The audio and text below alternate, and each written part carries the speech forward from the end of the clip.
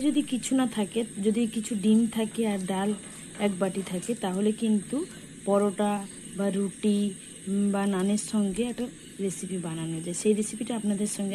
কেমন আছেন? আশা করি সবাই ভালো আছে। আজকে একটা রেসিপি শেয়ার করছি। আজকে বানাচ্ছি মসুর ডালের এক তড়কা। এখানে মসুর ডালটা আমি প্রেসারে 3 থেকে 4টা সিটি দিয়েছি। আপনার কড়াতেও সিদ্ধ করতে পারেন। আমি সেই ক্লিপটা নিতে পারিনি, তার জন্য ক্ষমা চাই। আমি ডিমগুলো ভালো করে ভুজিয়া করে নেব, ডিমগুলো ভেজে নেব। কড়াইতে তেল দিয়ে দিচ্ছি জিরে আর শুকনো লঙ্কা ফোড়ন, দিয়ে দেবো পেঁয়াজ কুচি, দিয়ে দেবো রসুন বাটা, আদা বাটা, হলুদ গুঁড়ো, টমেটো কুচি, দিচ্ছি লঙ্কার গুঁড়ো।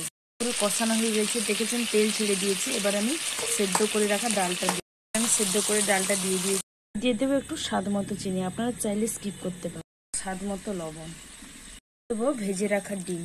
আপনারা চাইলে তড়কা মশলা দিতে পারেন, আমার বাড়িতে এখন ছিল না তাই আমি দিচ্ছি না। আর ধনেপাতা কুচি দিতে পারেন। মসুর ডালের এক তড়কা রেডি। এর উপর ধনেপাতা দিয়ে ছড়িয়ে দিচ্ছি। এবার এটা পরোটা, রুটি, নানের সঙ্গে সার্ভ করতে পারেন। একবার এভাবে বাড়িতে বানিয়ে দেখবেন।